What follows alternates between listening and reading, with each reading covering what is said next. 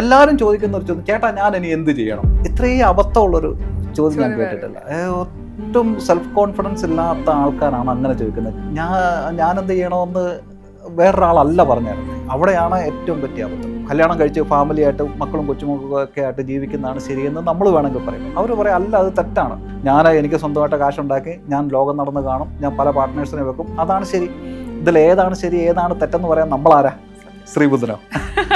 പലപ്പോഴും ഈ പേരൻസ് കാണിക്കുന്ന ഒരു ക്രൂരതയാണ്. പിള്ളേർക്ക് ഈ സൗഹൃദങ്ങൾ കൊടുക്കത്തില്ല, അല്ലെങ്കിൽ അവർ ഒരു സ്റ്റാൻഡേർഡ് സെറ്റ് ചെയ്യും. ഈ സ്റ്റാൻഡേർഡിലുള്ള ആളുകളുമായിട്ട് തന്നെ കൂട്ടുകൂടാൻ പാടുള്ളൂ എന്നൊക്കെ പറയുന്ന പേരൻസിനെ കണ്ടിട്ടുണ്ട്. ഈ കളിയും ചിരിയും സൗഹൃദങ്ങളും ഒക്കെ നഷ്ടപ്പെടുത്തി കഴിഞ്ഞാൽ അവരുടെ ഒരു നല്ലൊരു ചൈൽഡ്ഹുഡ് അവർക്ക് കൊടുത്തില്ലെങ്കിൽ പിന്നെ ഞാൻ പ്രായമാകുന്നുണ്ടെങ്കിൽ എനിക്ക് നീ നല്ല വാർദ്ധക്യം തരണം എന്ന് എങ്ങനെ പറ്റുന്ന? അവരുടെ ജീവിതത്തിലെ കളറെല്ലാം എടുത്തു കളഞ്ഞു, അവരുടെ ജീവിതത്തിലെ സന്തോഷങ്ങളും എല്ലാം എടുത്തു കളഞ്ഞിട്ട് ഞാൻ പ്രായമാവുന്നുണ്ടോ നീ എന്നെ പൊന്നുപോലെ നോക്കണമെന്നൊക്കെ പറയുന്നവരെയും കേട്ടിട്ടുണ്ട്. ആൺകുട്ടികൾ കരയാൻ പാടില്ല എന്നൊരു സാധനമുണ്ട്. കരച്ചിലെന്ന് പറഞ്ഞ് ഭയങ്കര അനുഗ്രഹമാണ്. ഇപ്പം നമ്മുടെ പ്രിയപ്പെട്ട ഒരാൾ മരിച്ചുപോയി, ഒരു തുള്ളി കണ്ണുനീര് പോലും കരയാതിരിക്കുന്നുണ്ടെങ്കിൽ ദർ ഇസ് സംതിങ് റോങ്. ഈ കരയാതിരിക്കുന്നതാണ് പലപ്പോഴും വയലൻസിലോട്ടും അങ്ങോട്ടും ഒക്കെ കൊണ്ടുവന്നെത്തിക്കുന്നത്. പലരും 30 വയസ്സിന് ശേഷം ജീവിതമേ ഇല്ലാതെ ചിന്തിക്കുന്ന ആൾക്കാർ. 30 എന്നൊരു നമ്പർ പലപ്പോഴും പലർക്കും ഒരു ടെൻഷനാണ്. 30-നുള്ള ജോലി ആയാലും നല്ല സ്റ്റേബിൾ ആയാലും എന്നുണ്ടെങ്കിൽ 30-നുള്ള കല്യാണം കഴിച്ചേ പറ്റൂ, ഇല്ലേ പെണ്ണ് കിട്ടില്ല. അതൊരു ഭയങ്കര ഒരു ബാധ്യത അവിടെ നിലനിൽക്കുന്നു. എൻജോയ്മെന്റ് കാര്യത്തിൽ ഡാൻസ് ചെയ്യുന്നതിനും ബൈക്ക് ഓടിക്കുന്നതിനും വിവാഹം കഴിക്കുന്നതിനും പ്രണയിക്കുന്നതിനും ഇതിനൊക്കെ ആരാണ് ഈ ഏജ് കൊണ്ടുവന്ന് വെച്ചിട്ടുള്ളത്? ഏജിൻ്റെ ആവശ്യമില്ല. ഇപ്പോഴത്തെ യുവാക്കളുടെ ഒരു പ്രധാനപ്പെട്ട പ്രശ്നം ഈ പെൺകുട്ടികളുടെ എക്സ്പെക്റ്റേഷൻ ഭയങ്കര ഹൈ ആണെന്നാണ് പറയുന്നത്. കാരണം ഇപ്പം ഗൾഫുകാരനെ ഒക്കെ അവർക്ക് പറ്റില്ല, സർക്കാർ ജോലിക്കാരനെ പറ്റത്തുള്ളൂ, പിന്നെ എത്ര കാശുണ്ട്, ഇതൊക്കെയാണ് ഇവർ ഡിമാൻഡ് ചെയ്യുന്നത്. ഇല്ലെങ്കിൽ വേണ്ട, ഞങ്ങൾ നിന്നോളാം. USA എന്ന് പറഞ്ഞാൽ പണിയെടുക്കുക എന്നുള്ളതാണ്. ഇത് ഗൾഫിൽ പോയാലാണ് പണിയെടുക്കുക എന്നുള്ളത് എല്ലാവർക്കും അറിയാം. USA എന്ന് പറഞ്ഞാൽ പണിയെടുക്കുക എന്നുള്ളത്. ഇപ്പം ഞാൻ താമസിക്കുന്നത് ന്യൂയോർക്കിലാണ്. അവിടുത്തെ കോസ്റ്റ് ഓഫ് ലിവിങ് എന്ന് പറഞ്ഞാൽ ഭയങ്കര ഹൈ ആണ്. രാവിലെ എഴുന്നേറ്റ് പല്ലൊക്കെ തേച്ച് നമുക്ക് റിലാക്സ് ആയിട്ട് വീടിൻ്റെ മുറ്റത്തിരുന്ന് ചായയൊക്കെ കുടിച്ച് പിന്നെ കലങ്കലുമൊക്കെ വന്നിരുന്ന് ആ ഒരു ലൈഫ് ആഗ്രഹിക്കുന്നവർക്ക് അവിടെ ചെന്ന് ജീവിക്കാൻ പറ്റത്തില്ല. ഇവിടെ വന്ന് ഈ ആഡംബരം കാണിക്കുന്നതൊക്കെ 40 വർഷവും അവിടെ അങ്ങനെ ഹോസ്പിറ്റലിലൊക്കെ കിടന്ന് കഷ്ടപ്പെട്ടിട്ട് കുറച്ച് പൈസ ഉണ്ടാക്കിയിട്ടൊക്കെ ഇവിടെ വരുന്നവരാണ്. അമേരിക്ക സുഖമാണെന്ന് പറഞ്ഞ് ഒരാളും അങ്ങോട്ട് പോകണ്ട. അമേരിക്ക അത്ര സുഖമൊന്നുമല്ല, പക്ഷേ നിങ്ങൾക്ക് കഷ്ടപ്പെട്ട് കാശ് ഉണ്ടാക്കാൻ പറ്റും. ഇവിടെ ഏറ്റവും ഡിമാൻഡ് കുറവും വെളി രാജ്യങ്ങൾ ഹൈ ഡിമാൻഡുള്ള ജോലി എനിക്ക് തോന്നുന്നു നേഴ്സസിനാണ്. അത് അമേരിക്കയാണെങ്കിലും കാനഡയാണെങ്കിലും UK ആണെങ്കിലും ഏറ്റവും നല്ല ഡീസൻ്റായിട്ടുള്ള പൈസ ഉണ്ടാക്കുന്നത് നേഴ്സസാണ്. അവർക്ക് കുറച്ചുകൂടെ റെസ്പെക്റ്റ് കിട്ടുന്നുണ്ട്. ഞാൻ ശരിക്കും ബാംഗ്ലൂരിലോ കോയമ്പത്തൂരോ പോകുന്ന പോലെ അങ്ങ് പോയി US. ആ ഒരു ലാഘവത്തോടാണ് പോയത്. മെല്ലെയാണ് റിയലൈസ് ചെയ്തത്, ഇനിയൊരു തിരിച്ചു വരവ് ഉണ്ടാകുമോ. ഞാൻ ശരിക്കും സോഷ്യൽ മീഡിയ വരുന്നതിനുള്ളൊരു കാരണം ഇതൊക്കെ തന്നെയാണ്. ഞാൻ ഫസ്റ്റ് യൂട്യൂബ് വീഡിയോ ഇട്ടെണ്ണേ പതിവായിട്ട് കുറച്ച് പേര് എൻ്റെ താഴെ വന്ന് കമൻറ്റ് ചെയ്യുന്നുണ്ട്. സ്നേഹത്തോടെ പറഞ്ഞത്, ചേട്ടാ ഇത് നിങ്ങൾക്ക് പറ്റിയ പരിപാടിയല്ല, നിർത്തിക്കുമോ എന്നൊക്കെ പറഞ്ഞു. ഇൻസ്റ്റാഗ്രാമിൽ വന്നപ്പോഴും ഇതൊക്കെ തന്നെയായിരുന്നു. ആദ്യമൊക്കെ നിരാശപ്പെടുത്താൻ നോക്കിയത് ഒരു കാര്യമായിട്ട് എടുത്തിരുന്നു. ഞാനങ്ങനെ മാറിയിരുന്നെങ്കിൽ ഇപ്പോൾ ഇവിടെ വന്നിരുന്നെങ്കിൽ സംസാരിക്കത്തില്ലായിരുന്നു. ഇൻസ്റ്റാഗ്രാമിൽ മോട്ടിവേഷൻ വീഡിയോ തുടങ്ങി കഴിഞ്ഞാൽ പിന്നെ ഞാൻ തന്നെ ഒത്തിരി കാര്യങ്ങൾ ചേഞ്ച് ആക്കിയിട്ടുണ്ട്. എനിക്ക് ഈ ആൾക്കാരോട് നോ പറയാൻ ഭയങ്കര മട്ടിയുള്ള കൂട്ടത്തിലായിരുന്നു. അതിനുവേണ്ടി ഞാനൊരു ചെറിയ ഇൻട്രോവേർട്ടും കൂടാണ്. പക്ഷേ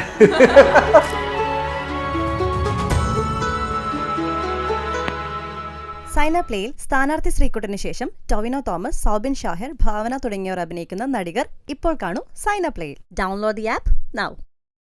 ഒത്തിരി പേര് മെസ്സേജ് ചെയ്തു എന്ന് പറഞ്ഞു. അതിൽ മറക്കാൻ പറ്റാത്ത ഒരു എന്തെങ്കിലും മെസ്സേജോ ഇൻസിഡന്റോ ഉണ്ടോ ലൈഫിൽ വീഡിയോസ് ചെയ്ത് തുടങ്ങിയതിന് ശേഷം? മറക്കാൻ പറ്റാത്ത കുറേ ഡീറ്റെയിൽഡ് എനിക്ക് ഓർമ്മയുണ്ട്. ഒരാൾ ഇമെയിൽ അയച്ചത് വളരെ എനിക്കൊന്ന് ഒരു 2-3 പേജ് കാണും. ഈ കാര്യങ്ങളൊക്കെ പറഞ്ഞ ആ ഒരു ബ്രേക്കപ്പിൻ്റെ സമയത്തൊക്കെ ആയിരിക്കും പതിവായിട്ട് നമ്മുടെ വീഡിയോ വന്നത്. ഭയങ്കര ഹെൽപ്പായിരുന്നു. ഞാൻ തന്നെ അതൊക്കെ ഇതൊക്കെ അത്രയും ഹെൽപ്ഫുൾ ആണോ ഇതൊക്കെ എന്ന് വിചാരിക്കും. അങ്ങനെയൊക്കെ പറഞ്ഞ് കുറേ അനുഭവങ്ങളെല്ലാം കൊണ്ട് എഴുതി ഒക്കെ നമുക്ക് മെസ്സേജ് അയച്ചിട്ടുണ്ട്. എല്ലാത്തിനും ഒന്നാമത് ഈ പലരും ചോദിക്കുന്ന ഓൺലൈൻ സപ്പോർട്ട് തരുമോ, അതൊരു അങ്ങനെ കൊടുക്കാറില്ല. അങ്ങനെ കൊടുക്കാൻ പാടില്ലെന്ന് വിശ്വസിക്കുന്ന ഒരാളാണ്. നമുക്കൊരു പ്രൊഫഷണൽ സപ്പോർട്ട് കൊടുക്കുന്നതുകൊണ്ട് കറക്റ്റ് സെറ്റിങ്ങിൽ അതിൻ്റെ കാര്യങ്ങളൊക്കെ പറഞ്ഞ് എന്താണ് എക്സ്പെക്റ്റേഷൻസ് ഒക്കെ നമ്മൾ സെറ്റ് ചെയ്ത് അങ്ങനെ കൊടുക്കാൻ പാടുള്ളൂ. അല്ലാതെ ചാടിക്കയറി ഒരാളുടെ ജീവിതത്തിൽ കയറി ഒന്നും അറിയാതെ എന്തെങ്കിലും മെസ്സേജ് പറയുന്ന കേട്ടാ എന്നാൽ നിങ്ങൾ ഇങ്ങനെ ചെയ്യും. എല്ലാവരും ചോദിക്കുന്ന ഒരു ചോദ്യം, ചേട്ടാ ഞാൻ ഇനി എന്ത് ചെയ്യണം? ഇത്രയും അബദ്ധമുള്ളൊരു ചോദ്യം ഞാൻ കേട്ടിട്ടില്ല. ഒട്ടും സെൽഫ് കോൺഫിഡൻസ് ഇല്ലാത്ത ആൾക്കാരാണ് അങ്ങനെ ചോദിക്കുന്നത്. ഞാനെന്ത് ചെയ്യണമെന്ന് വേറൊരാളല്ല പറഞ്ഞു തരണ്ടേ. അവിടെയാണ് ഏറ്റവും പറ്റിയ അബദ്ധം. അപ്പോൾ അങ്ങനെ ഒരാളുടെ അഭിപ്രായം അനുസരിച്ച് ജീവിക്കാനിരിക്കുന്നതാണ് ഏറ്റവും വലിയ പ്രശ്നം. ഇതെല്ലാം കാണുക, കാര്യങ്ങൾ മനസ്സിലാക്കുക, ഇങ്ങനെയുള്ള പ്രശ്നങ്ങളുണ്ടെന്ന് അറിയുക, എൻ്റെ സമാനമായിട്ടുള്ള പ്രശ്നമുള്ളത് ബാക്കിയുള്ളവരും ഉണ്ടെന്ന് മനസ്സിലാക്കുക. അത് ഈ കമൻറ്റ് ബോക്സുകളിൽ നിന്ന് മനസ്സിലാക്കുക. ഇത് എൻ്റെ മാത്രം പ്രശ്നമല്ല, എല്ലാവർക്കും ഉണ്ട് ഈ പ്രശ്നങ്ങളൊക്കെ. അതിൽ നിന്ന് സ്വന്തമായി തീരുമാനം എടുക്കാൻ തുടങ്ങുമ്പോഴേ അവിടെ സക്സസ് തുടങ്ങത്തുള്ളൂ. നമുക്ക് നമ്മുടെ കാര്യങ്ങൾക്ക് പ്രയോറിറ്റി കൊടുക്കാനും ഒക്കെ പറ്റത്തുള്ളൂ. ബാക്കിയുള്ളവരുടെ അഭിപ്രായം എപ്പോഴും അവരെ കേന്ദ്രീകരിച്ചായിരിക്കും. കൗൺസിലിംഗ് എന്ന് പറഞ്ഞാൽ എങ്ങനെയോ നമ്മുടെ മനസ്സിലൊരു ധാരണ കയറിയിട്ടുണ്ട് എന്ത് ചെയ്യണമെന്നുള്ള ഉപദേശം കൊടുക്കലാണ്. മേ ബി വേറെ ടൈപ്പുള്ള കൗൺസിലിംഗ് കാണുമായിരിക്കും. റിലീജിയസ് കൗൺസിലിങ്ങിലൊക്കെ അങ്ങനെ. കൗൺസിലിംഗ് എന്ന് പറഞ്ഞാൽ ഒരാൾ അവരെ തന്നെ ഹെൽപ്പ് ചെയ്യുന്നതിന് അവരെ നമ്മൾ സഹായിക്കുക എന്നുള്ളത്. അവർ തന്നെയാണ് അവരെ ഹെൽപ്പ് ചെയ്യേണ്ടത്. അതിനവർ വില്ലിങ് ആയിരിക്കണം, അതിനുള്ള കഴിവുണ്ടെന്ന് നമ്മൾ വിശ്വസിക്കുന്നുണ്ട്. അതിനവരെ ഹെൽപ്പ് ചെയ്യുക എന്നുള്ളതേ ഉള്ളൂ. അല്ല നമ്മുടെ അഭിപ്രായം ഇപ്പം മതത്തെ പറ്റിയാണെങ്കിലും ജീവിതത്തിൻ്റെ ലക്ഷ്യമാണെന്ന് എന്താണെന്നതിനെ പറ്റിയും എങ്ങനെ ജീവിക്കണം എന്നതിനെ പറ്റിയും ഒക്കെ എനിക്ക് എൻ്റേതായിട്ടുള്ള ധാരണകളുണ്ട്. അത് ഞാൻ വേറൊരാൾക്ക് അടിച്ചേൽപ്പിക്കാൻ പാടില്ല. അവർക്ക് അവരുടേതായിട്ടുള്ള ധാരണയായിരിക്കും. ഒരു പക്ഷേ അമേരിക്കയിലേക്കുള്ള ലൈഫ് സ്റ്റൈൽ എന്നൊക്കെ പറഞ്ഞാൽ ചിലപ്പോൾ വാനിനകത്ത് ജീവിക്കുന്നതായിരിക്കും അവർക്കിഷ്ടം. അല്ലെങ്കിൽ ഒരു പാർട്ട്ണറല്ല മൾട്ടിപ്പിൾ പാർട്ട്ണർ. ഞാൻ ആരാനെ ജഡ്ജ് ചെയ്യാൻ? നമ്മളെ ജഡ്ജ്മെന്റ് അവരുടെ അടുത്തേക്ക് പാസ് ചെയ്യുകയോ അല്ലെങ്കിൽ അത് തെറ്റാണോ അങ്ങനെ ചെയ്യല്ലേ എന്ന് പറയാനൊന്നും നമുക്ക് റൈറ്റില്ല. അതിലേതാണ് ശരി എന്നൊക്കെ ഉള്ളത് നമുക്ക് പറയാൻ പറ്റില്ല. ഏതാണ് ശരി, ഏത് ഇപ്പം കല്യാണം കഴിച്ച് ഫാമിലി ആയിട്ട് മക്കളും കൊച്ചുമക്കളും ഒക്കെ ആയിട്ട് ജീവിക്കുന്നതാണ് ശരിയെന്ന് നമ്മൾ വേണമെങ്കിൽ പറയും. അവർ പറയും അല്ല അത് തെറ്റാണ്, അങ്ങനെ ചെയ്യാൻ പാടില്ല, എൻ്റെ സ്വാതന്ത്ര്യങ്ങൾ ഹനിക്കപ്പെടും, എനിക്ക് സ്വന്തമായിട്ട് കാശുണ്ടാക്കി ഞാൻ ലോകം നടന്ന് കാണും, ഞാൻ പല പാർട്ട്നേഴ്സിനെ വെക്കും, അതാണ് ശരി.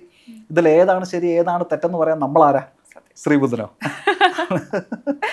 ഇപ്പം ഈ കൗൺസിലിംഗ്, അതായത് ഇപ്പൊ ലൈഫിൽ സക്സസ് ആയിട്ടുള്ള അല്ലെങ്കിൽ വളരെ പുറമെ സ്ട്രോങ് ആയിട്ടുള്ള ആളുകളും പലപ്പോഴും കൗൺസിലിങ്ങിന് പോവാറുണ്ട്.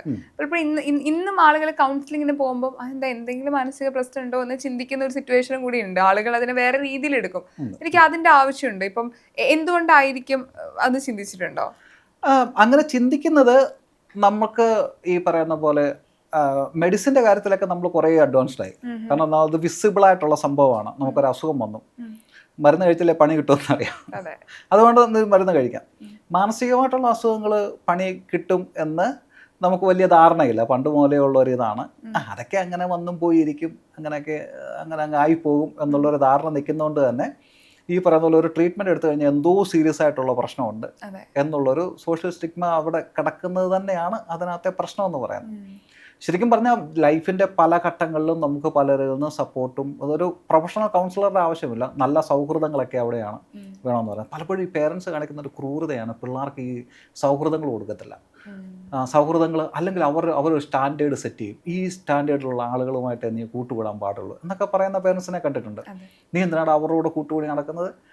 ഈ കളിയും ചിരിയും സൗഹൃദങ്ങളും ഒക്കെ നഷ്ടപ്പെടുത്തി കഴിഞ്ഞാൽ അവരുടെ ഒരു നല്ലൊരു ചൈൽഡ്ഹുഡ് അവർക്ക് കൊടുത്തില്ലെങ്കിൽ പിന്നെ ഞാൻ പ്രായമാകുന്നുണ്ടെങ്കിൽ എനിക്ക് നീ നല്ല വാർദ്ധക്യം തരണം എന്നെങ്ങനെ പറ്റുന്ന അവരുടെ ജീവിതത്തിലെ കളറെല്ലാം എടുത്തു കളഞ്ഞു, അവരുടെ ജീവിതത്തിലെ സന്തോഷങ്ങളും ഇതെല്ലാം എടുത്തു കളഞ്ഞിട്ട് ഞാൻ പ്രായമാകുന്നുണ്ടെങ്കിൽ നീ എന്നെ പൊന്നുപോലെ നോക്കണമെന്നൊക്കെ പറയുന്നവരെയും കേട്ടിട്ടുണ്ട്. നിൻ്റെ നന്മയ്ക്ക് വേണ്ടിയാണ് ഞാൻ ചെയ്തതെന്നൊക്കെ പറയും. ചൈൽഡ്ഹുഡ് ആയിരിക്കണം, ചൈൽഡിഷ് ആയിരിക്കണം. അങ്ങനെയാണ് ചൈൽഡ്ഹുഡ് എന്ന് പറയുന്നത്. അതിന് നമ്മൾ സമ്മതിച്ചില്ലെങ്കിൽ പിന്നെ അതിനകത്ത് വലിയ കാര്യമില്ല. ഇപ്പം നമുക്കൊരു പ്രശ്നം വരുന്ന സമയത്ത് നമ്മൾ ഇപ്പൊ വേറൊരാൾക്ക് പ്രശ്നം വന്നു കഴിഞ്ഞാൽ നമ്മൾ നന്നായിട്ട് കൗൺസിലിംഗ് ചെയ്യും, നല്ല നന്നായിട്ട് കാര്യങ്ങൾ പറഞ്ഞു കൊടുക്കും. അങ്ങനെ പറയുന്ന ആൾക്കാർ അല്ലെങ്കിൽ മറ്റുള്ളവരെ മോട്ടിവേറ്റ് ചെയ്യുന്ന ആളുകൾക്ക് റിയൽ ലൈഫിൽ എന്ത് ഇഷ്യൂ വന്നാൽ എങ്ങനെ അത് സോൾവ് ചെയ്യുക എന്ന് അറിയാറുണ്ട്. ശരിക്കും ശിവ ചേട്ടൻ എങ്ങനെയാ, ശിവ ചേട്ടൻ ലൈഫ് എന്തെങ്കിലും പ്രശ്നം സ്വയം എങ്ങനെയാ മോട്ടിവേഷൻ? അതിനെ പറ്റി കേട്ടിട്ടുള്ളത് ഈ എപ്പോഴും ചിരിച്ചുകൊണ്ട് ഇരിക്കുന്നവർക്ക് എന്തോ പ്രശ്നമുണ്ട്, ഉള്ളിൽ നല്ല വിഷമുണ്ടോ എല്ലാവരും ആക്ടിങ് ആണെന്നാണ് പറയുന്നത്. അതെ, അതുകൊണ്ട് തന്നെ ഞാൻ അങ്ങനെ ചിരിച്ചുകൊണ്ടിരിക്കുന്ന കാര്യങ്ങളില്ല. എനിക്ക് ഒരു 4-5 അടുത്ത കൂട്ടുകാരുണ്ട്. ഇപ്പോൾ ന്യൂയോർക്കിലാണെങ്കിലും ഉണ്ട്, ഇപ്പം നമ്മുടെ നാട്ടിലാണെങ്കിലും അവർ വളരെ ക്ലോസ് ഗ്രൂപ്പാണ്. അവർക്കറിയാം ഞാൻ വളരെ സെൻസിറ്റീവ് ആയിട്ടുള്ള ആളാണെന്ന് അറിയാം. അവരുടെ അടുത്ത് എനിക്ക് എക്സ്പ്രസ് ചെയ്യുന്നതിന് യാതൊരു കുഴപ്പമില്ല ഇതുവരെ. അത് വർഷങ്ങളായിട്ടുള്ള കമ്പനിയാണ്, ഇന്നും ഇന്നലെയൊന്നും തുടങ്ങിയൊന്നുമല്ല. അവർക്ക് എന്നെ വളരെ വ്യക്തമായിട്ട് അറിയാം. അപ്പം അവരുടെ അടുത്തൊക്കെ ഞാൻ കാര്യങ്ങൾ തുറന്ന് പറയുകയും എടുക്കുകയും ചെയ്യുന്നതിലൊന്നും എനിക്കൊരു പ്രശ്നമില്ല. പിന്നെ വീട്ടിലാണെങ്കിലും ഷീനായ്ക്ക് അറിയാം എൻ്റെ സ്വഭാവം എന്താണെന്നുള്ളത്. അപ്പോൾ അങ്ങനെയൊക്കെ കുറേ ഭാഗ്യങ്ങളുണ്ട്. പക്ഷേ ഇത് ആക്ട് ചെയ്ത് കൊണ്ട് നടക്കുക എന്ന് പറഞ്ഞാൽ ഭയങ്കര പ്രശ്നമാണ്. എങ്ങനെ കൊണ്ട് നടക്കുക? ഇത് ആക്ട് ചെയ്ത് ഞാൻ ഹാപ്പിയാണെന്ന് ഇങ്ങനെ കാണിച്ചുകൊണ്ട് നടക്കുക, അതെന്തൊരു കഷ്ടമാണ്. നമുക്ക് ഈ ദേഷ്യം വരുന്നത് ടോക്സിക് ആയിട്ടുള്ള രീതിയിൽ മറ്റുള്ള സ്വാതന്ത്ര്യത്തെ ഹനിക്കത്തക്ക രീതിയിലുള്ള ദേഷ്യമാണെങ്കിൽ അത് മറ്റുള്ളവരുടെ അടുത്ത് തീർക്കാൻ നമുക്ക് യാതൊരു റൈറ്റും ഇല്ല. നമ്മുടെ ട്രോമ നമ്മൾ എന്തൊക്കെ അനുഭവിച്ചായിക്കോട്ടെ, അത് വേറൊരാളടുത്ത് പാസ് ചെയ്യുന്നതിന് നമുക്ക് യാതൊരു റൈറ്റും ഇല്ല. അതേസമയം തന്നെ നമുക്ക് നമ്മുടെ ചെറിയ ചെറിയ ഇമോഷൻസ് ഒക്കെ നമ്മളൊന്ന് എക്സ്പ്രസ് ചെയ്യണം, ഒന്ന് വെന്റിലേറ്റ് ചെയ്യണ്ടേ. ഇതെല്ലാം കൊണ്ട് ഇങ്ങനെ അടക്കി പിടിച്ച് ഇങ്ങനെ ചിരിച്ചുകൊണ്ടിരുന്ന് കഴിഞ്ഞാൽ അത് ഈ അഗ്നിപർവ്വതം പൊട്ടുന്ന പോലെ ഏതെങ്കിലും ഒരു സമയത്ത് ഇത് വന്ന് പൊട്ടിത്തരും. അപ്പം നമുക്ക് അതിനുള്ള സൗഹൃദങ്ങൾ വേണം, കൂട്ടുകാർ വേണം, കുറച്ചൊക്കെ ഇത് എക്സ്പ്രസ് ചെയ്യണം, കുറച്ചൊക്കെ പറയണം. ഇതൊക്കെ നമ്മൾ മനുഷ്യനല്ലേ, നമ്മുടെ ഒരു നേച്ചർ അങ്ങനെയാണ്. നമ്മൾ പങ്കുവെക്കണം, ഷെയർ ചെയ്യണം. അങ്ങനെയൊക്കെ ചെയ്തെങ്കിലേ നമുക്ക് ഒരു മുന്നോട്ട് ഒരു ഹെൽത്തി ആയിട്ടുള്ള രീതിയിൽ മുന്നോട്ട് പോകാൻ പറ്റത്തുള്ളൂ.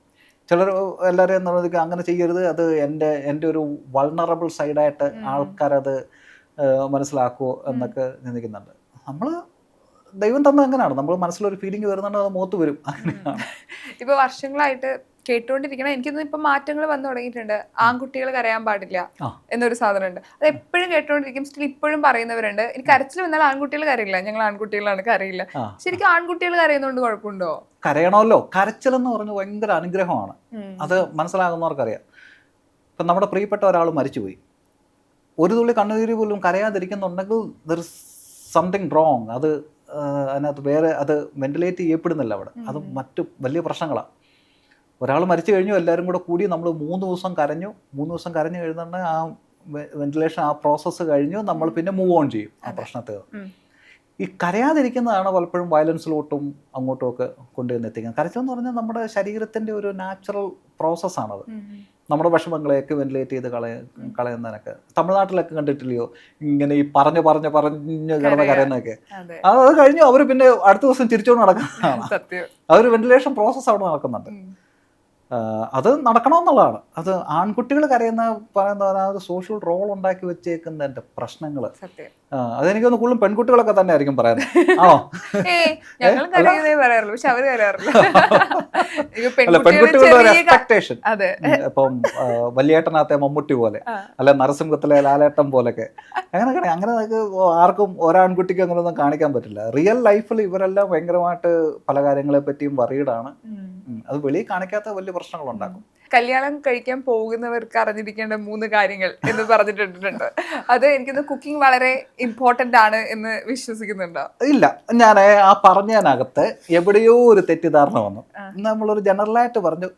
ഞാൻ എൻ്റെ ഒരു അഭിപ്രായം, കുക്കിംഗ് ഇഷ്ടമില്ലാത്ത പെൺകുട്ടികളുണ്ട് എന്നെനിക്ക് തോന്നുന്നില്ല. പക്ഷേ നീ ഇത്ര പേർ കുക്ക് ചെയ്തേ പറ്റൂ എന്ന് പറഞ്ഞു കഴിഞ്ഞാൽ എന്നാൽ പിന്നെ നിങ്ങൾ അങ്ങ് ചെയ്യ് എന്നുള്ള രീതിയിൽ. അതിനർത്ഥം പെൺകുട്ടികൾക്കെല്ലാം കുക്കിംഗ് ഇഷ്ടമാണെന്നോ പെൺകുട്ടികൾ കുക്ക് ചെയ്യണമെന്നോ അല്ല. നമ്മൾ ഈ റീൽസിനകത്ത് 3-4 വേർഡ്സിനകത്തൊക്കെയാണ് നമ്മൾ റീൽസ് കൊടുക്കുന്നത്. അപ്പോൾ അതിന് ഒത്തിരി ക്ലാരിഫിക്കേഷൻ കൊടുക്കാനോ എക്സ്പ്ലനേഷൻ കൊടുക്കാനോ പറ്റത്തില്ല. അതുകൊണ്ട് അവിടെ ഒരു ചെറിയൊരു തെറ്റിദ്ധാരണ വന്ന പോലെ തോന്നുന്നു അങ്ങനെ പറഞ്ഞാൽ. ഞാനത് പിന്നെ അതിനർത്ഥം അങ്ങനെ ഒരു സോഷ്യൽ റോളുകൾ ഇങ്ങനെ മാറിക്കൊണ്ടേയിരിക്കും. ഇപ്പം ഫുൾ ടൈം ജോലി ചെയ്യുന്ന ഒരു പെൺകുട്ടിയാണെങ്കിൽ അത് കഴിഞ്ഞിട്ട് വന്ന് ഫുള്ള് കുക്ക് ചെയ്യണമെന്നൊക്കെ വാശി പിടിക്കുന്നത് തെറ്റാണ്. അല്ല, ഹസ്ബൻഡ് ആണെങ്കിലും ഫുൾ ടൈം ജോലി കഴിഞ്ഞിട്ട് എന്നാൽ ഹസ്ബൻഡ് കുക്ക് ചെയ്യുക എന്ന് പറയുന്നത് അതൊക്കെ അങ്ങോട്ടും ഇങ്ങോട്ടും ഒരു കോംപ്രമൈസിൽ അങ്ങോട്ടും ഇങ്ങോട്ടും സഹകരിച്ച് ചെയ്യേണ്ട കാര്യങ്ങളാണ്. അതൊക്കെ ഇപ്പം നമ്മുടെ പിള്ളേർ ചെയ്യുന്നുണ്ട്. നമ്മുടെ ആൺകുട്ടികൾക്കൊന്നും പ്രശ്നമൊന്നുമില്ല ഇപ്പം കുക്ക് ചെയ്യാൻ. പെൺകുട്ടികളെ കൂടുതൽ കുക്ക് ചെയ്യുന്ന ആൺകുട്ടികളാണെന്ന് പറയുന്നത്. എൻ്റെ കൂട്ടുകാർ പലരും എന്നെ കുക്ക് ചെയ്യാൻ ഷീന അങ്ങനെ സമ്മതിക്കാറില്ല. കാരണം ഞാൻ കുക്ക് ചെയ്യാൻ കയറി കഴിഞ്ഞാൽ ഷീനയ്ക്ക് പണിയാണെന്നാണ് പറയുന്നത്. കൂടുതൽ 30 വയസ്സ്, ഇപ്പൊ എനിക്കിപ്പോ 26 വയസ്സായി. ഇപ്പൊ എനിക്ക് ഇപ്പോഴേ ടെൻഷൻ 4 വർഷം കഴിഞ്ഞ് എനിക്ക് 30 വയസ്സാവല്ലോ. അപ്പം പല കാര്യങ്ങൾ അച്ചീവ് ചെയ്യാൻ പറ്റുന്നുണ്ടാവില്ല, അല്ലെങ്കിൽ സമയം പോവാണല്ലോ, അങ്ങനെ കുറെ ടെൻഷൻ ഉണ്ടാവും. പലരും 30 വയസ്സിന് ശേഷം ജീവിതമേ ഇല്ലാതെ ചിന്തിക്കുന്ന ആൾക്കാർ. 30 എന്നൊരു നമ്പർ പലപ്പോഴും പലർക്കും ഒരു ടെൻഷനാണ്. ശരിക്കും അങ്ങനെ പേടിക്കേണ്ട ആവശ്യമുണ്ട്? 30 ശേഷം ഒരു ലൈഫ് ഇല്ലേ നമുക്ക്? പേടിക്കേണ്ട ആവശ്യമില്ല. ഞാൻ അതിൻ്റെ ഒരു വേറൊരു ആർഗ്യുമെന്റ് കേട്ടത്, ഇപ്പം ഗേൾസിനെ സംബന്ധിച്ചിടത്തോളം അവരുടെ ഒരു റീപ്രൊഡ്യൂസീവ് ഏജ് കുറച്ചുകൂടെ ഹെൽത്തി ആയിരിക്കുന്ന ഒരു പീരീഡ് ഉണ്ട് എന്ന് കേട്ടിട്ടുണ്ട്. അത് വെച്ചാകാം ഒരു പക്ഷേ പണ്ട് കാലത്തുള്ളവർ ഇത്ര വയസ്സിന് മുമ്പിൽ കല്യാണം കഴിക്കണം എന്നൊക്കെയുള്ള ഒരു ആർഗ്യുമെൻ്റ് അവിടെ വന്ന് അതുകൊണ്ടാകാം.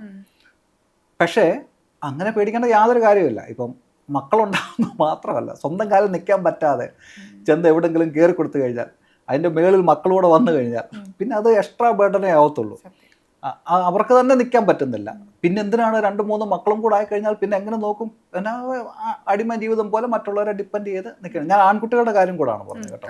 കാരണം 30-നുള്ള ജോലി ആയാലും നല്ല സ്റ്റേബിൾ ആയാലും എന്നുണ്ടെങ്കിൽ 30-നുള്ള കല്യാണം കഴിച്ചേ പറ്റൂ, ഇല്ലേ പെണ്ണ് കിട്ടില്ല. അതൊരു ഭയങ്കര ഒരു ബാധ്യത അവിടെ നിലനിൽപ്പുണ്ട്. കല്യാണം കഴിച്ച മെമ്പേഴ്സ് കൂടുന്തോറും ഈ ഫൈനാൻഷ്യൽ ബേർഡും കൂടി വരികയാണ്.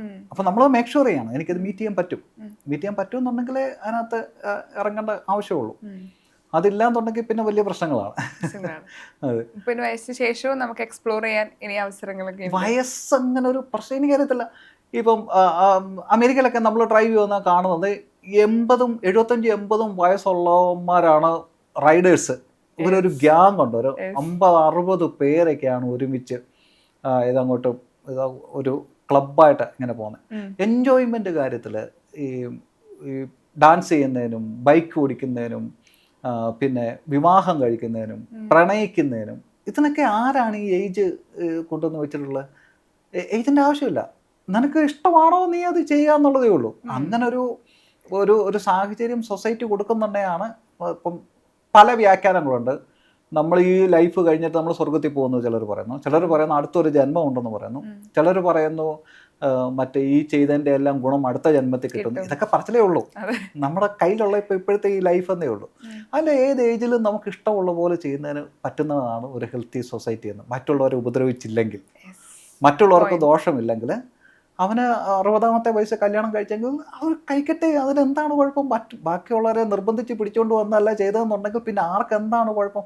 അങ്ങനെ ഏജ് സെറ്റ് ചെയ്ത് വെക്കുന്നതാണ് ഈ ഏറ്റവും വലിയ പ്രശ്നം. ചിലരങ്ങ് വീടിനകത്ത് അങ്ങ് ഇരുന്ന് പോകും.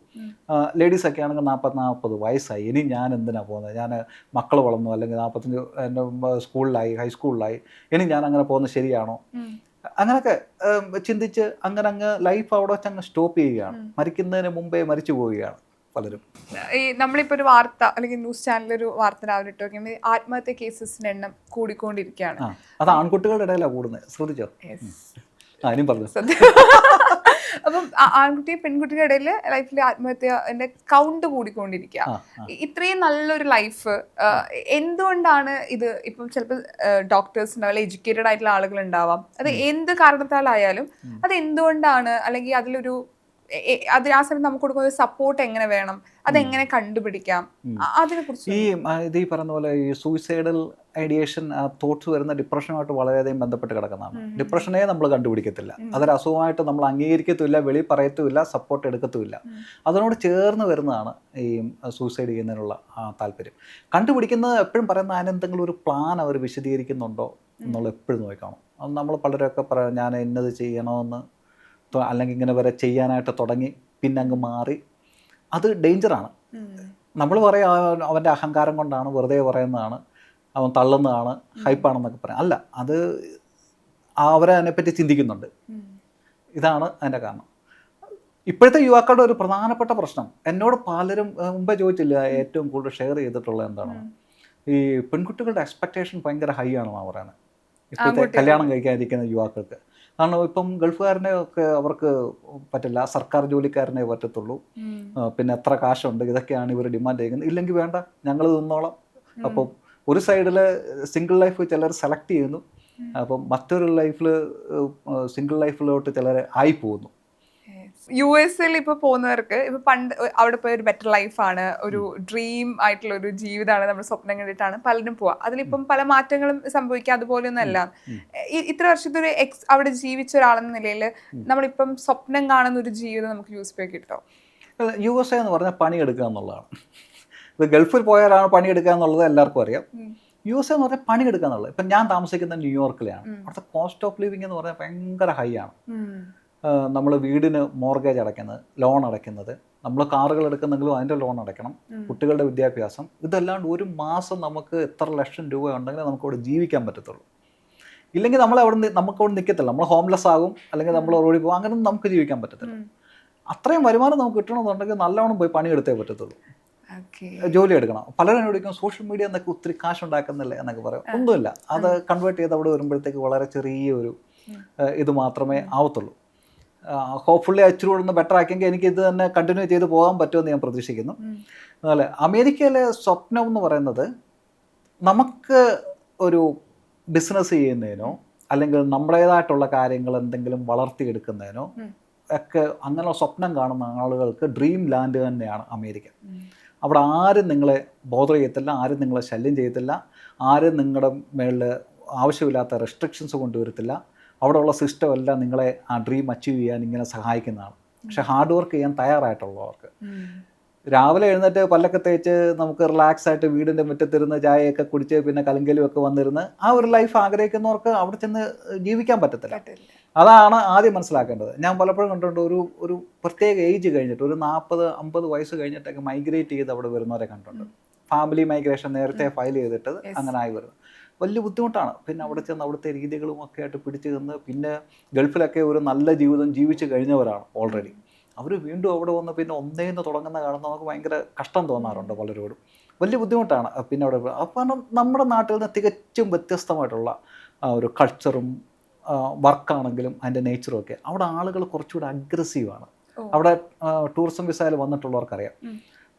അവർ ശരിയാണ് മറ്റുള്ളവരുടെ ഫ്രീഡത്തിലൊന്നും ഇടപെടത്തില്ല, റോഡിൽ കൂടെ സംസാരിക്കാനുള്ള കാര്യമെല്ലാം നമ്മളെ വിഷ് ചെയ്യുകയും കാര്യങ്ങളൊക്കെ ചെയ്യും. പക്ഷെ പല കാര്യങ്ങളും അവർക്ക് പട്ടേന്ന് ചെയ്ത് തീർത്തു പോകുന്ന ആൾക്കാരാണ്. പ്രത്യേകിച്ചും ലേഡീസ് എത്ര എംപവേർഡ് ആയിട്ടുള്ള ലേഡീസിനെ ഒരു വ്യത്യാസവും നമുക്ക് കാണത്തില്ല. ഞാൻ നേരത്തെ ജോലി ചെയ്യുന്ന സ്ഥലത്തൊക്കെ ഇച്ചിരി വെയിറ്റ് ഒക്കെ എടുത്ത് പൊക്കുന്ന സ്ഥലം വരും നമ്മൾ ഓട്ടോമാറ്റിക്കായിട്ട് പറയുമല്ലോ ഞാൻ എടുക്കാൻ ഹെൽപ്പ് ചെയ്യാം. അവർക്കെന്തോ ഫീൽ ചെയ്യുന്ന പോലെയാണ്. അവിടുത്തെ ladies no I got it അതുകൊണ്ട് അവർക്ക് തന്നെ എടുത്ത് പോകണം. ഒരാളെ ഡിപ്പെൻഡ് ചെയ്യുന്ന കാര്യമൊക്കെ അവർക്ക് വലിയ ബുദ്ധിമുട്ടാണ്. അപ്പം അത്രയും അഗ്രസീവായിട്ടുള്ള ആളുകളാണ് അവിടെ. നമ്മളെപ്പോലുള്ള സോഫ്റ്റ് നേച്ചറൊക്കെ വന്നു കഴിഞ്ഞാൽ നമുക്ക് അതുമായിട്ടൊക്കെ ഒന്ന് പിടിച്ച് കയറി വരാൻ കുറച്ച് പാടാണ്. അത് പലരും ഇപ്പോൾ അവിടെ അനുഭവിച്ചുകൊണ്ടിരിക്കുന്ന കാര്യമാണ്. പിന്നെ കോസ്റ്റ് ഓഫ് ലിവിങ് ശരിക്കും പറഞ്ഞാൽ വലിയൊരു ഫാക്ടറാണ്. നമുക്ക് അവിടെ 2 പേരും പോയി നല്ലോണം ജോലി ചെയ്തെങ്കിലേ അവിടെ നിൽക്കാൻ പറ്റത്തുള്ളൂ. സേവിങ്സ് വളരെ കുറച്ചേ കാണത്തുള്ളൂ. പിന്നെ ഇവിടെ വന്ന് ഈ ആഡംബരം കാണിക്കുന്നതൊക്കെ 40-40 വർഷവും അവിടെ അങ്ങനെ ഹോസ്പിറ്റലിലൊക്കെ കിടന്ന് കഷ്ടപ്പെട്ടിട്ട് കുറച്ച് പൈസ ഉണ്ടാക്കിയിട്ടൊക്കെ ഇവിടെ വരുന്നവരാണ്. ഞാൻ ന്യൂയോർക്കിലെ കാര്യമാണ് പറഞ്ഞത്. മറ്റ് സ്റ്റേറ്റുകളിലൊക്കെ വ്യത്യസ്തമായിരിക്കും. കോസ്റ്റ് ഓഫ് ലിവിങ് കുറഞ്ഞ ഏരിയ ആയതുകൊണ്ട്. അമേരിക്ക സുഖമാണെന്ന് പറഞ്ഞ് ഒരാളും അങ്ങോട്ട് പോകണ്ട. അമേരിക്ക അത്ര സുഖമൊന്നുമല്ല, പക്ഷെ നിങ്ങൾക്ക് കഷ്ടപ്പെട്ട് കാശ് ഉണ്ടാക്കാൻ പറ്റും. ഇപ്പം നാട്ടിലിപ്പം MSW ഇപ്പൊ ഇവിടെ ഭയങ്കര സാലറി ഭയങ്കര കുറവാണ്. പക്ഷെ അത് പുറം രാജ്യങ്ങളിലെ MSW എന്നൊരു ജോലിന് വലിയൊരു ശമ്പളമാണ് കിട്ടുന്നത്. ഇപ്പം അവിടെ ഏറ്റവും കൂടുതൽ ഡിമാൻഡുള്ള ജോബ്സ് ഏതൊക്കെയാണ്? ഇതുപോലെ MSW പോലെ തന്നെ. MSWനെക്കാട്ടിലും കൂടുതൽ ഇവിടെ ഏറ്റവും ഡിമാൻഡ് കുറവും വെളി രാജ്യങ്ങളിൽ ഹൈ ഡിമാൻഡുള്ള ജോലി എനിക്ക് തോന്നുന്നു നേഴ്സസിനാണ്. നേഴ്സിംഗ് ആണ്. IT ജോബും വെളിയിൽ ഭയങ്കര ഡിമാൻഡുണ്ട്. പക്ഷെ IT ഇവിടെ വലിയ കുഴപ്പമില്ലാത്ത സാലറി കിട്ടുന്നുണ്ട്. അവിടെ കിട്ടുന്നതിൻ്റെ അത്ര ഇല്ലെങ്കിലും നേഴ്സസിൻ്റെ കാര്യത്തിൽ എനിക്ക് തോന്നിയിട്ടുണ്ട് ഇവിടെ വലിയ സാലറി ഇല്ല. അത് വിളിച്ചു ചെന്ന് കഴിഞ്ഞാൽ ഭയങ്കര സാലറിയാണ്. അത് അമേരിക്കയാണെങ്കിലും കാനഡയാണെങ്കിലും UK ആണെങ്കിലും ഏറ്റവും നല്ല ഡീസൻ്റ് ആയിട്ടുള്ള പൈസ ഉണ്ടാക്കുന്നത് നേഴ്സസാണ്.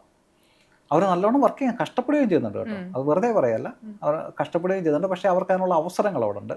അവർക്ക് കുറച്ചുകൂടെ റെസ്പെക്റ്റ് കിട്ടുന്നുണ്ട് മറ്റേ കൊളീഗ്സിൻ്റെ അടുത്തു നിന്നൊക്കെ. ഞാൻ വേറെ ഇടയിൽ വർക്ക് ചെയ്തത് ഞാൻ നോട്ടീസ് ചെയ്തൊരു കാര്യം, ഒരു ഡോക്ടർ ഇച്ചിരി ഉയർന്ന കാറ്റഗറിയും നേഴ്സസ് ഇച്ചിരി താഴ്ന്ന കാറ്റഗറിയും അങ്ങനെയൊന്നും ഉള്ള നാടിനൊന്നും അവിടെ ഡോക്ടറിനെയൊക്കെ നേഴ്സസ് ആണെന്ന് ക്വസ്റ്റ്യൻ ചെയ്യുകയും ഒരു സൗഹൃദത്തിൻ്റെ രീതിയിലാണ് അവിടെ ഹോസ്പിറ്റലും ക്ലിനിക്കുകളും ഒക്കെ പോകുന്നത് കണ്ടിട്ടുള്ളത്. ഇപ്പം ഇവിടുന്ന് ഇവിടെ നമ്മുടെ കപ്പ ചോറൊക്കെ കഴിച്ച് നമ്മുടേതായിട്ടുള്ളൊരു ഫ്രണ്ട് സർക്കിളും അല്ലെങ്കിൽ ഹാപ്പി മൂഡിൽ നിന്ന് ജോലിയുടെ ഭാഗമായിട്ട് വിദേശത്ത് പോകുന്നു. ഏറ്റവും ആദ്യ ദിവസത്തെ ഏറ്റവും കൂടുതൽ മിസ് ചെയ്തൊരു കാര്യം എന്തായിരുന്നു? എൻ്റെ കൂട്ടുകാരെ തന്നെ ആയിരുന്നു. ഞാൻ ശരിക്കും ബാംഗ്ലൂരിലോ കോയമ്പത്തൂരോ പോകുന്ന പോലെ അങ്ങ് പോയി. ആ ഒരു ലാഘവത്തോടാണ് പോയത്. മെല്ലെയാണ് റിയലൈസ് ചെയ്തത് അയ്യോ ഇനിയൊരു തിരിച്ചു വരവ് ഉണ്ടാകുമോ. ഞാൻ ശരിക്കും സോഷ്യൽ മീഡിയ വരുന്നതിനുള്ളൊരു കാരണം ഇതൊക്കെ തന്നെയാണ്. അവിടെ ചെന്ന് രാവിലെ മുതൽ വൈകിട്ട് വരെ ജോലി. രാവിലെ നമ്മൾ സംസാരിക്കുന്ന അല്ലെങ്കിൽ മലയാളം ഭയങ്കര ഇഷ്ടമാണ്. സംസാരിക്കുന്നത് മൊത്തം ഇംഗ്ലീഷ് ആയി കഴിഞ്ഞപ്പോഴും മെല്ലെ മെല്ലെ മെല്ലെ നമ്മുടെ ഭാഷയും ഇതുമെല്ലാം അകന്നു പോകുന്നു എന്നുള്ളൊരു ഭയവും ഒരു കാര്യങ്ങളൊക്കെ ഉണ്ടായി. കാരണം നമുക്ക് ഇതൊന്നും ഒന്ന് സംസാരിക്കുന്നതിനും എല്ലാം കൂടെ ജോലി ചെയ്യുന്നൊരു മലയാളികളൊന്നും ഇല്ലായിരുന്നു. 1-2 ഉണ്ടല്ലോ, വലിയ ഇതല്ലായിരുന്നു. അങ്ങനെ തമാശകളും പറയുന്നതിനൊക്കെയുള്ള അവസരങ്ങളും ഒക്കെ ഇല്ലാതായി. നമ്മൾ മെല്ലെ മെല്ലെ അങ്ങൊരു ഈ ബ്രോയിലർ ചിക്കൻ എന്നൊക്കെ പറയുന്ന പോലെ ആ സിറ്റുവേഷനിലോട്ട് നമ്മളങ്ങ് അഡാപ്റ്റ് ആയിപ്പോകും. അങ്ങനെ നമ്മുടെ കൾച്ചറും വായനയും ഇതെല്ലാം അങ്ങ് അകന്നു പോകുന്ന പോലെ ഒരു ഫീലിംഗ് മെല്ലെ മെല്ലെ മെല്ലെ തോന്നി തുടങ്ങി. അതുകൊണ്ടൊക്കെയാണ് സോഷ്യൽ മീഡിയ ഇറങ്ങി. ഇപ്പോൾ അങ്ങനെ ഒരു പ്രശ്നമേ ഇല്ല. ഇപ്പോൾ ലൈഫിൽ ഒരു ഡ്രീം ഉണ്ടായിട്ട് അത് സക്സസ് ആവാത്ത ഒത്തിരി ആളുകളുണ്ട് സ്റ്റിൽ ഇപ്പോഴും. അവരിപ്പം ഈ പറഞ്ഞ പോലെ എന്നെ കൊണ്ട് പറ്റിയില്ല അല്ലെങ്കിൽ എനിക്ക് സമയമില്ല ഇനി എത്ര നാള് അങ്ങനെ ഇപ്പോഴും ഡിപ്രഷൻ അനുഭവിക്കുന്ന അല്ലെങ്കിൽ വിഷമിക്കുന്ന ആളുകളുണ്ട്. അവരോട് എന്താ ശരിക്കും പറയാനുള്ളത്? ചിലപ്പം അവരുടെ സ്വപ്നമായിരിക്കാം, അത് പല കാരണങ്ങളാൽ അവർ മാറ്റി അവരുടെ മുന്നോട്ടുള്ള ജീവിതത്തിന് വേണ്ടി പല ജോലികൾ ചെയ്യാണ്. ഇന്നും സക്സസ് ആവാത്ത ആളുകളോട് എന്താ ശരിക്കും പറയാനുള്ളത്? സക്സസ് എന്ന് പറഞ്ഞാൽ ഡിപ്പെൻസ് ആണ്. അത് ഒന്നാമത്തെ കാര്യം. എന്താണ് സക്സസ് ഉദ്ദേശിക്കുന്നത്? പൈസ ആണോ അതോ മാനസിക സുഖമാണോ, നല്ല സ്വന്തം നാട്ടിൽ തന്നെ ജീവിക്കാൻ പറ്റുന്നതാണോ, എന്താണ് സക്സസ് എന്നുള്ളത് അവിടെ നിൽക്കട്ടെ. ഇപ്പോഴും എന്നോട് എപ്പോഴും പറയുന്നു, അന്ന് കോവിഡ് സമയത്ത് ഞാൻ റീൽസ് ഉണ്ടാക്കാൻ ഡാൻസ് ചെയ്യാൻ പറ്റാത്തത് കൊണ്ട് ഞാൻ ഇപ്പോഴും ജോലിക്ക് പോകുന്നു. അങ്ങനെ റീൽസ് കണ്ടിട്ടുണ്ടോ? അന്നിട്ടില്ലെങ്കിൽ ഞാനിപ്പം വീട്ടിൽ ഇരുന്ന് സൂചിക്കാനൊക്കെ പറഞ്ഞിട്ടുണ്ട്. എല്ലാ സാഹചര്യത്തിലും അങ്ങനെയുള്ള സാധ്യതകൾ നമ്മുടെ ചുറ്റുപാട് ഒത്തിരി തുറന്നു വരുന്നുണ്ട്. അതിനോട്ട് എടുക്കാനുള്ള മടി എന്ന് പറഞ്ഞാൽ നമ്മളൊരു പെർഫെക്ഷന് വേണ്ടി വെയിറ്റ് ചെയ്യുന്നവരാണ് മിക്ക ആളുകൾ. ഫസ്റ്റ് യൂട്യൂബ് വീഡിയോ ഇടുന്നതിന് കറക്റ്റ് പെർഫെക്റ്റ് അതെല്ലാം കൂടെ വന്നിട്ട് അങ്ങനെ ഒരെണ്ണം പോസ്റ്റ് ചെയ്യാനായിട്ട് വർഷങ്ങളായിട്ട് വെയിറ്റ് ചെയ്തിരിക്കുന്നവരുണ്ട്. അപ്പോഴത്തേക്ക് അവരുടെ കാലം കഴിഞ്ഞ് വേറെ ആൾക്കാർ വന്ന് അങ്ങനെ പോകും. എന്ന് പറയുന്ന പോലെ ആ ഒരു പെർഫെക്ഷന് വേണ്ടി വെയിറ്റ് ചെയ്യുന്നതാണ്. നമ്മളൊന്ന് ട്രൈ ചെയ്ത് നോക്കാൻ മടിക്കരുത്. ഏത് കാര്യങ്ങളും പരാജയമായേക്കാം, പക്ഷേ നമ്മളൊന്ന് ട്രൈ ചെയ്ത് നോക്കണം. നമ്മുടെ ചുറ്റുപാടും കാണുന്ന ഏത് അവസരങ്ങളാണെങ്കിലും അതൊന്ന് ട്രൈ ചെയ്യാൻ നോക്കണം. ചിലപ്പോൾ അത് നമ്മുടെ ഏരിയ ആയിരിക്കും, നമുക്കതിനകത്ത് എന്തെങ്കിലും. ഞാൻ ഫസ്റ്റ് യൂട്യൂബ് വീഡിയോ ഇട്ടെണ്ണേ ഫസ്റ്റ് 1-2 യൂട്യൂബ് വീഡിയോയ്ക്കും പതിവായിട്ട് കുറച്ച് പേര് എൻ്റെ താഴെ വന്ന് കമൻറ്റ് ചെയ്യുന്നുണ്ട്. സ്നേഹത്തോടെ പറഞ്ഞത്, ചേട്ടാ ഇത് നിങ്ങൾക്ക് പറ്റിയ പരിപാടിയല്ല, നിങ്ങൾക്ക് അതിനുള്ള ഒരു രൂപമോ ഭാവമോ അങ്ങനെ കാര്യങ്ങളൊന്നുമില്ല, സ്നേഹത്തോടെ പറയുകയാണ്, നിർത്തിക്കുമോ എന്നൊക്കെ പറഞ്ഞു. ഇൻസ്റ്റാഗ്രാമിൽ വന്നപ്പോഴും ഇതൊക്കെ തന്നെയായിരുന്നു. പക്ഷേ പിന്നീട് നമ്മൾ മനസ്സിലാക്കാൻ നമ്മളെ ആളുകൾ ഇഷ്ടപ്പെടും, നമ്മൾ പറയുന്നത് കേൾക്കാൻ താല്പര്യമുള്ളവരുണ്ട്, നമ്മൾ ഈ പറയുന്നതിനകത്തും അവർക്ക് റിലേറ്റ് ചെയ്യാൻ പറ്റുന്നുണ്ട്. കുറേ ആളുകളുണ്ട് എന്നെ പതിവായിട്ട് ഫോളോ ചെയ്യുന്നവരും മെസ്സേജ് അയക്കുന്നവരും കമൻറ്റ് ചെയ്യുന്നവരും. ഉള്ളവരൊക്കെ ആദ്യമൊക്കെ നിരാശപ്പെടുത്താൻ നോക്കിയത് ഒരു കാര്യമായിട്ട് എടുത്തിരുന്നു. ഞാൻ അങ്ങനെ മാറിയിരുന്നെങ്കിൽ ഇപ്പോൾ ഇവിടെ വന്നിരുന്നെങ്കിൽ സംസാരിക്കത്തില്ലായിരുന്നു, ഒരുപക്ഷെ ഞാൻ എൻ്റെ വഴിക്ക് പോയേനെ. പക്ഷേ അതിനേക്കാൾ കൂടുതൽ ഇതാണ് നല്ലതെന്ന് എനിക്ക് തോന്നുന്നു. ഇപ്പം ലൈഫ് മുന്നോട്ട് പോകുന്ന സമയത്ത് ശിനോദേട്ട ഫോളോ ചെയ്യുന്ന ഒരു കാര്യമുണ്ടോ? ഇത് നിർബന്ധമായിട്ട് എൻ്റെ ലൈഫിൽ ഞാൻ ഇത് ഫോളോ ചെയ്യും, അങ്ങനെ തോന്നുന്നൊരു കാര്യമുണ്ടോ? ഒത്തിരി ചേഞ്ചസ് ഈ ഇൻസ്റ്റാഗ്രാമിൽ മോട്ടിവേഷൻ വീഡിയോ തുടങ്ങി കഴിഞ്ഞ പിന്നെ ഞാൻ തന്നെ ഒത്തിരി കാര്യങ്ങൾ ചേഞ്ച് ആക്കിയിട്ടുണ്ട് സ്വയം. ഈ പല കാര്യങ്ങളും നമ്മൾ വായിക്കുകയും അറിയുകയൊക്കെ ചെയ്തത്. എനിക്ക് ഈ ആൾക്കാരോട് നോ പറയാൻ ഭയങ്കര മടിയുള്ള കൂട്ടത്തിലായിരുന്നു. അതിനുവേണ്ടി ഞാനൊരു ചെറിയ ഇൻട്രോവേർട്ടും കൂടാണ്. പക്ഷെ നമ്മൾ മലയാളികൾക്ക് എപ്പോഴും ഫെസ്റ്റിവൽ ഭയങ്കര ഇഷ്ടമാണ്. അതിപ്പോ ക്രിസ്മസ് ആയാലും ഓണായാലും നമ്മുടെ പള്ളിപ്പെരുന്നാൾ തൊട്ട് എല്ലാം നമുക്ക് ആഘോഷിക്കാൻ ഭയങ്കര ഇഷ്ടമാണ്. പുറത്തേക്ക് പോയി കഴിഞ്ഞാൽ ഇതൊക്കെ മിസ് ചെയ്യും. പക്ഷെ നമ്മളെക്കാട്ടും ഓണം സെലിബ്രേറ്റ് ചെയ്യണ, ക്രിസ്മസ് സെലിബ്രേറ്റ് ചെയ്യുന്ന ശരിക്കും പുറത്തുള്ള ആളുകളായിരിക്കും. പലപ്പോഴും അവിടുത്തെ ആളുകൾക്ക്, അവിടെ ജീവിക്കുന്ന ആളുകൾക്ക് ചിലപ്പോൾ ഡിസ്റ്റർബ് ആവാറുണ്ടെന്ന് കേട്ടിട്ടുണ്ട് ശരിക്കും. അപ്പം നമ്മുടെ സന്തോഷത്തിന് നമ്മളതൊരു ആഘോഷമാക്കുന്നത് ഒരു മോശമായിട്ടുള്ള ഒരു കാര്യമില്ല. അമേരിക്കയിൽ അത് വലിയ പ്രശ്നമില്ല.